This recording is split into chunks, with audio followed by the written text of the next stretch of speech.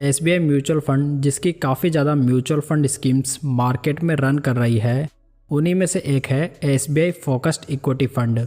Focused funds वो funds होते हैं जो कि अपना एक फोकस्ड पोर्टफोलियो बनाते हैं जिसमें कि वो लिमिटेड सेक्टर्स के लिमिटेड स्टॉक्स को रखते हैं। तो आज इस वीडियो में हम एसबीआई फोकस्ड इक्विटी फंड को डिटेल में रिव्यू करेंगे, जिसमें कि हम ये फाइंड आउट करने का प्रयास करेंगे कि क्या हमें इस फंड में इन्वेस्ट करना चाहिए या नहीं। साथ ही हम ये भी जानेंगे कि जो इन्वेस्टर्स ऑलरेडी इस फंड में इन्वेस्टेड है उन्हें आगे क्या करना चाहिए। अगर फंड की बेसिक डिटेल्स की बात करें तो फंड 11 अक्टूबर 2004 को लॉन्च हुआ था। मतलब कि फ़ंड काफ़ी पुराना फंड है और इसका अच्छा खासा ट्रैक रिकॉर्ड अवेलेबल है। फ़ंड का बेंचमार्क इंडेक्स BSE 500 TRI है। अगर फंड का लेटेस्ट AUM देखें तो ये 35,571 करोड़ रुपए हो चुका है। मतलब कि बहुत ही ज़्यादा निवेशकों ने इस फंड में इन्वेस्ट किया हुआ है। स्कीम के डायरेक्ट प्लान का एक्सपेंस रेशियो 0.73% है, जबकि कैटेगरी एवरेज 0.78% है। यानी कि ये फंड आपको कैटेगरी एवरेज की तुलना में थोड़ा सस्ता पड़ेगा। अगर फंड को रिटर्न्स के बेसिस पर वैल्यू करें तो यदि इस फंड में 5,000 रुपये की मंथली SIP 10 साल पहले स्टार्ट की गई होती तो आज टोटल इन्वेस्टमेंट 6 लाख रुपीज़ का होता, जिसकी मैच्योरिटी वैल्यू 15,16,000 रुपीज़ होती, जबकि कैटेगरी एवरेज में 16,24,000 रुपीज़।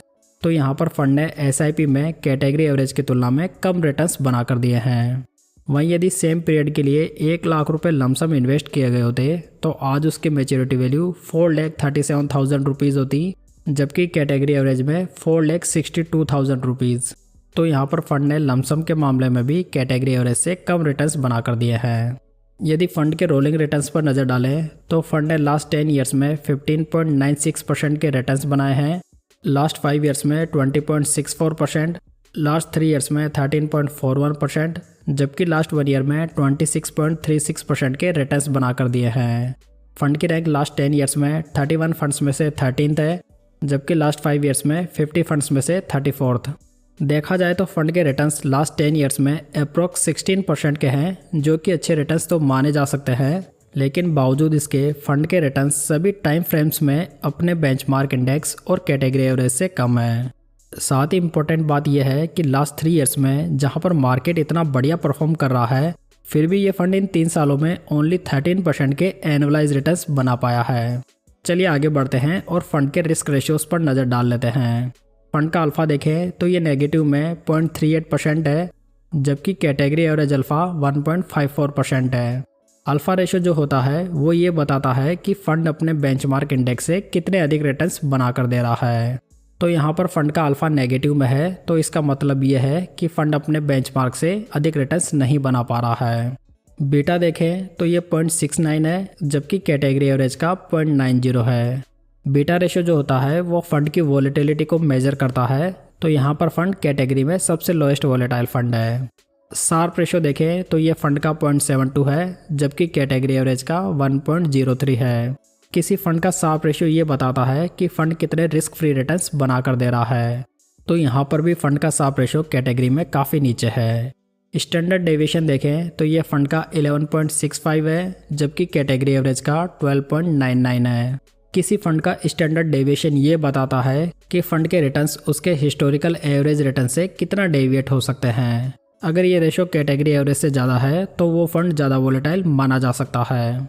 तो कुल मिलाकर यहाँ पर फंड के रिस्क रेशियोज तो बिल्कुल भी अच्छे नहीं है। हालांकि फंड लो वोलेटाइल ज़रूर है, लेकिन यदि दूसरे पर्सपेक्टिव से देखा जाए तो पूरी कैटेगरी एवरेज के रिस्क रेशियोज ही इतने बढ़िया नहीं दिखाई दे रहे हैं। कहने का मतलब यह है कि इस प्रकार के फंड्स ज़्यादा बढ़िया परफॉर्म नहीं कर पा रहे हैं। आगे बढ़ते हैं और फंड का पोर्टफोलियो देख लेते हैं। SBI फोकस्ड इक्विटी फंड में 12 सेक्टर्स के 26 स्टॉक्स मौजूद है, यानी कि पोर्टफोलियो में बाय नेचर काफ़ी लिमिटेड स्टॉक्स अवेलेबल है। टॉप 10 स्टॉक्स में वेटेज को देखें तो ये 49.64% है, यानी कि ओनली 10 स्टॉक्स में लगभग 50% का एलोकेशन किया हुआ है।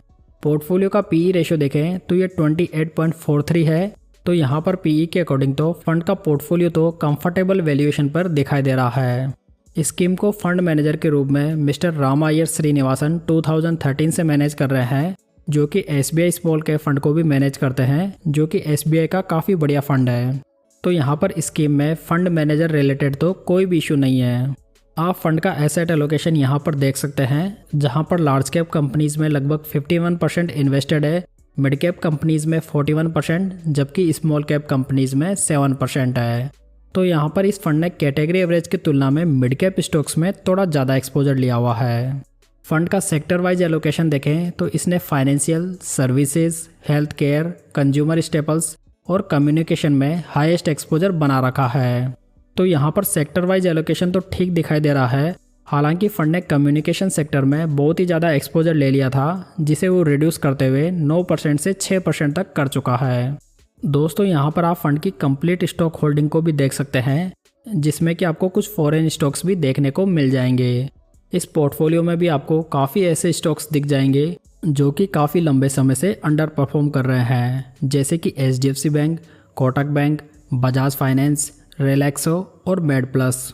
तो दोस्तों जब आपके पोर्टफोलियो में इतने सारे स्टॉक्स अच्छा नहीं कर पा रहे हो तो फंड का भी अंडर परफॉर्मेंस दिखाना लाजमी है। पोर्टफोलियो का टर्नओवर रेशो देखें तो ये 27% है। टर्नओवर रेशो हमें ये बताता है दोस्तों कि पोर्टफोलियो स्टॉक्स में फंड मैनेजर एक साल में कितने चेंजेस करता है। तो यहाँ पर पोर्टफोलियो स्टॉक्स में बहुत ज़्यादा चेंजेस नहीं है, तो यहाँ पर पोर्टफोलियो स्टेबिलिटी बढ़िया मानी जा सकती है। फंड की रेटिंग की बात करें तो यहाँ पर वैल्यू रिसर्च ने इसे 3 स्टार से, जबकि क्रिसिल ने 2 स्टार से रेट किया हुआ है। तो यहाँ पर फंड की रेटिंग भी बढ़िया नहीं दिखाई दे रही है। यदि सभी एनालिसिस और डेटा के बेसिस पर देखा जाए तो फंड वाकई में अच्छा नहीं कर पा रहा है। खासतौर पर लास्ट 5 ईयर्स में फंड की अंडर परफॉर्मेंस में इजाफा हुआ है। हालांकि फंड कम वोलेटाइल जरूर है, लेकिन इसका क्या फ़ायदा यदि फंड आपको बेटर रिटर्न्स ही नहीं बना कर दे। साथ ही जब मार्केट में इससे बढ़िया ऑप्शंस अवेलेबल हैं तो इस फंड में इन्वेस्ट करने का कोई मतलब नहीं है। तो मेरी पर्सनल ओपिनियन में इस फंड में फ्रेश इन्वेस्टमेंट ठीक नहीं रहेगा। साथ ही जो इन्वेस्टर्स इस फंड में ऑलरेडी इन्वेस्ट कर रहे हैं और उन्हें कोई बढ़िया ऑल्टरनेटिव दिखाई दे रहा है तो वे भी इस फंड से स्विचिंग के बारे में सोच सकते हैं। तो दोस्तों ये थी आज की जानकारी। उम्मीद है आपको ये पसंद आई होगी। वीडियो को लाइक, कमेंट और शेयर ज़रूर कीजिएगा। साथ ही इस चैनल को सब्सक्राइब ज़रूर कर लीजिएगा। तो चलिए दोस्तों फिर मिलते हैं किसी नई जानकारी के साथ।